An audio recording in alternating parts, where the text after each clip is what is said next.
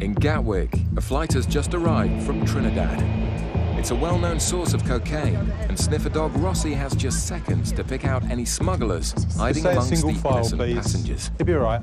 Okay, thank you. The voice looks right into the Thank you. That's it, all done. Suddenly, Rossi picks up a scent and targets a woman in a white jumper.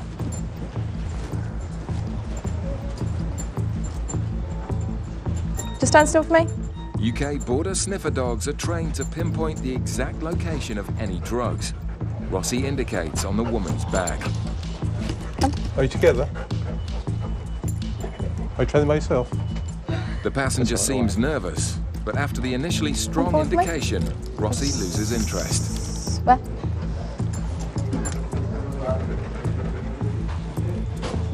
Okay, thank you, madam. That's fine, thank you.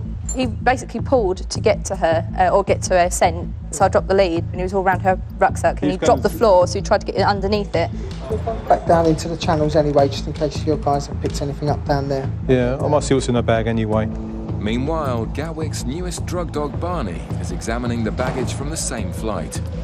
Barney gives his strongest indication yet on this black and white spotted suitcase. I've got a feeling it could be this lady here. Officers watch as the same woman collects the bag. And it is. All right, thank you. With two separate indications, the officers think she must be smuggling cocaine. The team must keep the suspect under surveillance to make sure she doesn't slip away. But surprisingly, it's her who approaches the officers to ask for some directions.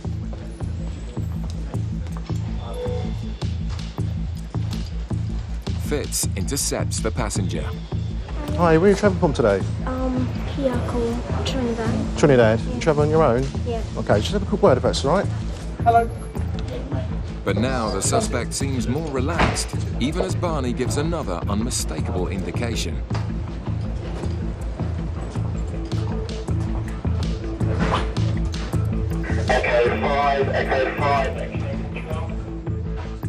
The sniffer dogs believe the bags contain cocaine, but now it's up to Fitz to find it.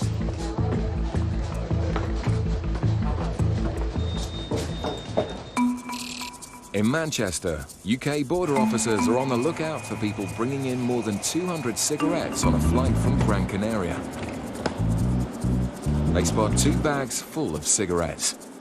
Kevin puts them back on the carousel, giving the passengers the opportunity to declare the excess, using the phone provided in the customs red channel.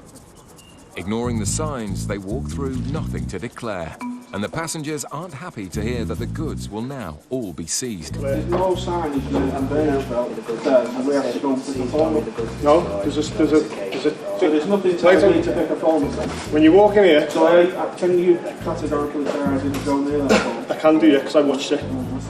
I went round the back of the belt, I x-rayed the flight. I seen you pick up your bags off the belt, and I watched you walk towards the green channel. You never went anywhere near the goods to declare channel. You walked straight into the green channel saying, yeah, not to declare. Okay? It's going to be no tax. It's going to be seized from you today. The red phones have been there for years, but the man's still hoping to bend the rules. There you go. What's the crack here? As the officers already said, there's signs out there. No, there's nothing that says we have to pick a phone up though, is there? Come on. We can't, there's nothing we can do. If you'd have declared them at the red point, you could have paid the dues. Of course there's something you can do. There's not. No, I've never brought anything back in there. Now other passengers decide to get involved. No reason in the custody. They love to It's not signs, you know. I'm talking to you, mate. I'm talking to you. Well, I'm not listening to you. Right, I'll just show you the red point where the gentleman that's just been very abusive to us about not having the opportunity to declare the cigarettes. This is where he should have come. Bringing in excess goods, you should declare them at the red point. The gentleman's argument was there was no staff behind the red point. We tried to explain that there's a red phone there for him to use, and he said, well, he shouldn't have to do that. There's no signs telling you to do that. And there quite clearly is. It says there, goods to declare, you will speak to an officer or make your declaration using the red telephone. So, he's not got a leg to stand on, I'm afraid. And now the man decides to turn It's nasty. just the fact that, you know, you've got an asshole like you, and you've got a manager who's got no discretion. You're not going to be sweeping the floor. Unfortunately, that's the way people get. It's just, they get upset because they're having a cigarette seized from them. Despite clearly being guilty, the men haven't finished abusing the officers just yet. Back in Gatwick, the suspected cocaine smuggler picked out by the sniffer dogs is now being searched. They did this over there, so it doesn't matter what Sorry. how you pack it back or whatever. Right, oh, okay. Because they pretty much messed it up. Who was that? They checked the bags and whatever across there. They checked them before you came out, did they? They Right. did the same thing. Oh, okay. So they pretty much messed it up. So. Right. With 3 separate sniffer dog indications on the bags. Okay, I just need to do a quick x-ray of your suitcase, all right? Yeah.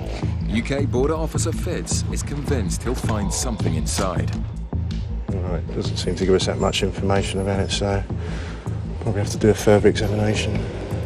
I'll take it to the tool room and have a look, have a closer look, actually. Surprisingly, Fitz can find no sign of cocaine. And even the drug swab is clear. Right, they actually ascertain there's nothing in there. No, which is a bit of a shame, really, as it was a good indication by the dogs, I must admit.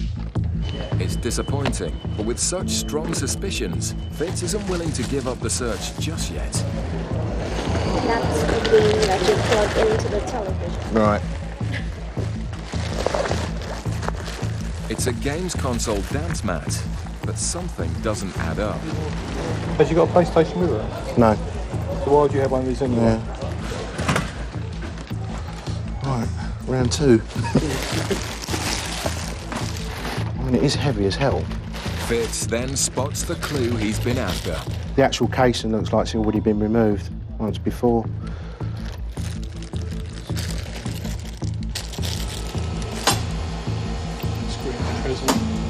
This acts like a sniffer dog. It's just looking for minute particles of substances that within stock high. It's got to be there. Suspicions are now even higher, but where are the drugs? Is that rubber impregnation? That's what I think it is. Ever seen it in a dance mat? Have you tried doing it on that? Can you break the Yeah, that's what. Can you break a bit off? No, you can do if you want to.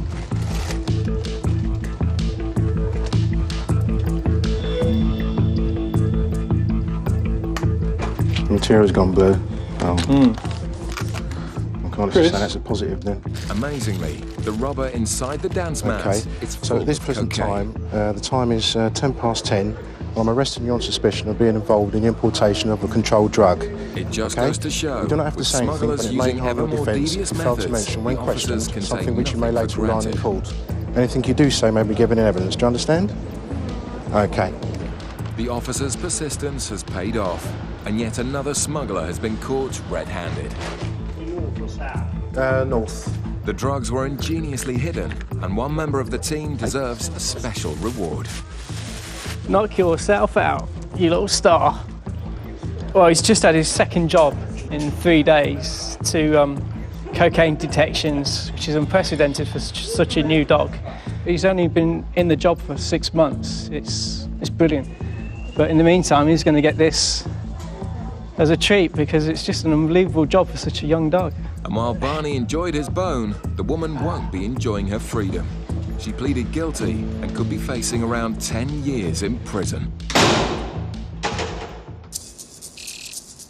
Back in Manchester, the angry passengers want to appeal against the decision to seize their cigarettes. But they're now refusing to sign the paperwork. I had 606 stuff off me when it says. After 2 hours, the men are starting to test the officer's That's my argument patience. here. There you go. That is my argument. Right. Whether it goes to appeal or not, Right. he won't get his cigarettes back. Okay. You won't get your cigarettes back because you've entered the goods nothing to declare channel, stating that you've got nothing to declare. And I followed you straight to the green channel. Dad, just it. Can't be with it. It's just job worse. Well, I was going to say that we've got more pressing things to do than stand here arguing with you. I couldn't agree with you more. So if you don't The understand, already tense exchange is about to escalate. again, you need to just learn that you Learn what? learn. Why are you my why are dad? you talking like that? Don't talk to Why are me you like I'm talking a like piece that? of lad. Hold on, you're the one you were talking to us like a piece of. Laughing for no reason. Yeah, Don't is he try not to tell me entitled- what is he to do. not Yo, entitled- don't try to tell me what to do. Stand He's up. having a conversation. I'll tell you now, and have less of that now, otherwise I'll arrest you and I'll have you upstairs. Right, let's So just... pack it in now. And they were getting quite abusive, and it was getting to the stage where we thought they might be having to arrest them for obstruction or even assault. But he was getting close to them. It looked like they were going to lash out. I've not been rude or abusive job. I've tried to be. Luckily, we talked them round and they've left in the end, but not very happy. We've had the cigarettes seized. Just straight down there and then round to your left. The illegal cigarettes will now be destroyed. Coming up, officers stop a suspected terrorist. All his answers are sort of wavering. He's saying one thing, but he's not really backing it up. So he's not telling us the truth about something. Coming up, Cash Dog Miller sniffs out some lies. It's wages or... So have you been working in England then? I thought you came here on holiday.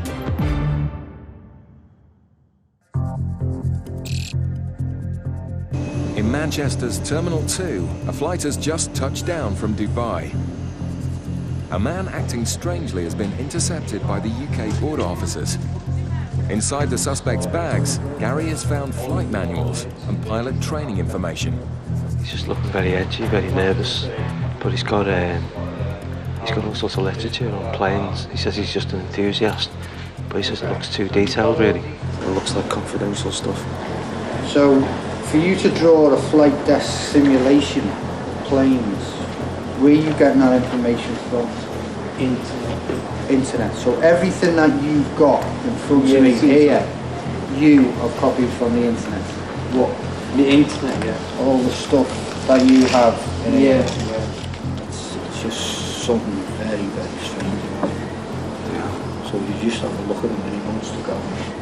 I know he's looking at you. The gentleman come through off the Dubai flight, some single traveller. He seemed nervous in the way he was entering the channels, head down, sluggish walking, avoiding eye contact with me, to be honest. Basically found a lot of literature with regards to flying, flight schools, avionics of the plane, and various courses with regards to cabin crew. As Gary digs deeper, the details become more and more incriminating. Why have you got information about fighter planes? Well, combat planes, weapons. Well, these were. I was interested during the RAF once. You were interested in what? Sorry? Joined the RAF for Royal Air Force. Okay, so you're trying to self-teach yourself by learning from the internet how to fly planes. No, from that. I'm just getting some information from the internet. That's what I'm doing. So you're just getting some information. The man's lack of answers is worrying Gary. Of aircraft by the looks of all this stuff. I'm just making a book, that's all. So you're now making a book? No, I'm not making a book. What I'm doing is I go on these planes all the time. You can see my passport. I went to flying school in Bangladesh.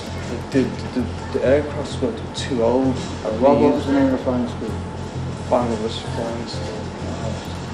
Okay, how long were you at Bangladesh flying school for? No, I wasn't there for long. I just went to see. You just told me you were at flying school. Yeah, I went there to see the aircraft. That's all. Just to look at this stuff. So weren't taught anything in lessons at all? No, I've not took any trial lessons. Well, I'm not doing anything wrong. I'm not. Okay, like I asked you before, are you just sort of learning to be a pilot from information you were downloading from the internet? No. I mean, so where's all this information? I've made them. I've collected. No one helped me. That's all I can say. Well, I mean, I'm no sort of aircraft specialist, but some of this seems quite sensitive. If this got in the wrong hands, it could be quite. Gary finds a hard drive with more aircraft data. Just aircrafts that you've downloaded off the internet. Yeah. When did you last go to Bangladesh before this trip? The man's odd behaviour and contradictions are increasingly alarming. Yeah, I don't remember. Don't remember. You said you travel all the time. Yeah, I do, but it's a passport thing. I remember when I travel. You're not making sense, really. The man's answers are becoming more vague, and his story sounds stranger all the time. When I was young, I went to college, school, I had friends, but I've lost everything. I lost my friends, mates, everything, everyone's gone. Doesn't seem to be able to back anything up that he's talking about.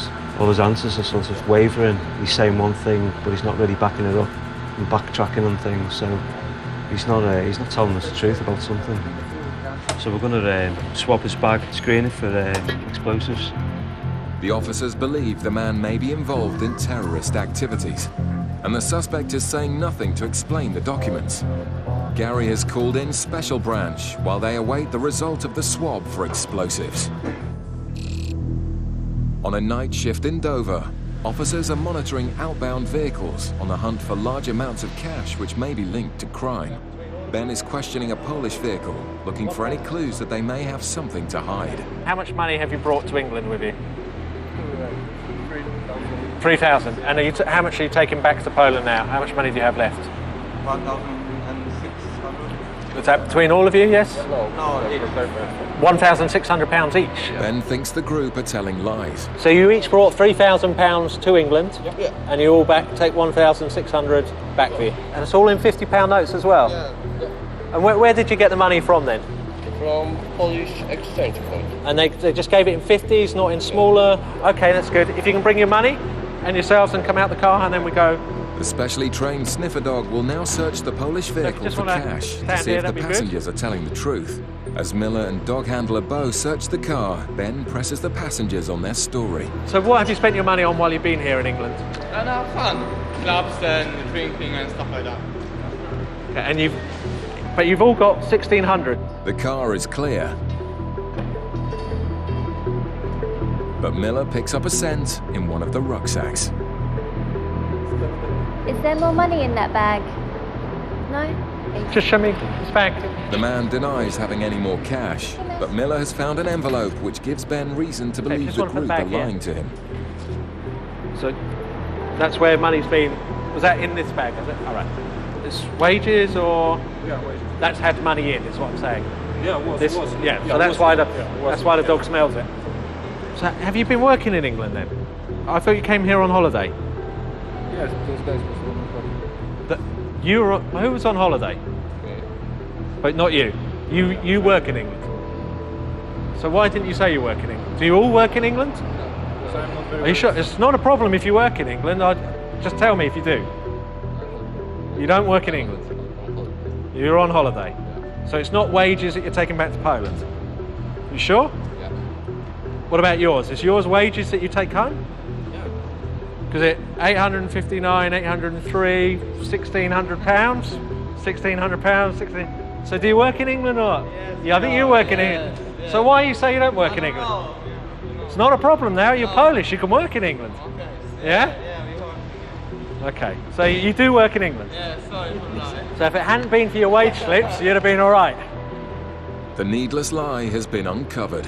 Obviously now that Poland's in the European Union, they can work in the UK, but for whatever reason, I don't know whether they're scared to tell us the truth, they're actually working here, or whether it's just a case of they don't want to say how much money they're taking out of the country, so they've all come out with a story that they've come here on holiday, each got £1,600 left, and then they're taking it back to Poland, so it didn't really ring true. 1,600, 1,600, 1,600, okay? It's clever really, because sometimes that happens, you know, someone lies about the amount of money they've got and then the dog will indicate on an item of paperwork that's been with their money, which is obviously why the dog indicated. Good. It's a barefaced lie, which officers are used to. Sometimes we don't know why they lie, but sometimes we do find it out, and it's the smallest of reasons, really. The passengers have done nothing illegal and are free to go.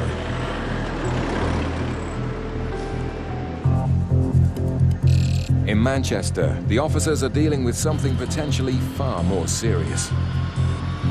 They've stopped a passenger with a bag full of sensitive aircraft data. The explosive swab found no trace, but now they found evidence of multiple foreign trips paid for by someone else. Basically, we found a lot of information about aircraft flight simulators, different magazines, different information on fuel from aircraft. What planes are these? Are these small planes? Are they commercial aircraft? No. The Boeing planes, aircraft, the real aircraft, big long yeah. Gary calls in Special Branch to tell them about the suspect's strange story. My mum's boyfriend pays for it as well. Not only my dad. I've got my mum's boyfriend. His name is. Go back to the back for Yeah. In a climate of global terrorism, the officers need to be on the lookout for all suspicious behaviour.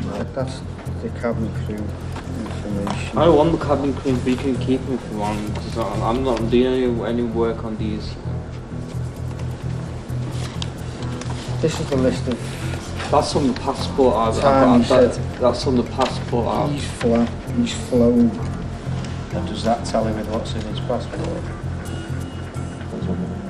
2003, 2008, he said his took off 34 times and landed 34 times.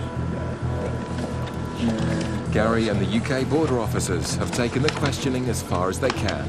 They now hand the suspect over to Special Branch for further investigation. Okay, do you want to get your bags and just come and have a word with us? Cheers, mate. I mean,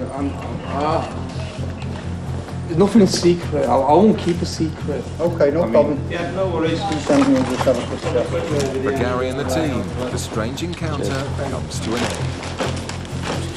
It was bizarre, I can't understand why he's doing all these trips. Just could be in his own little fantasy. He might be a bit of a fruitcake or a chance.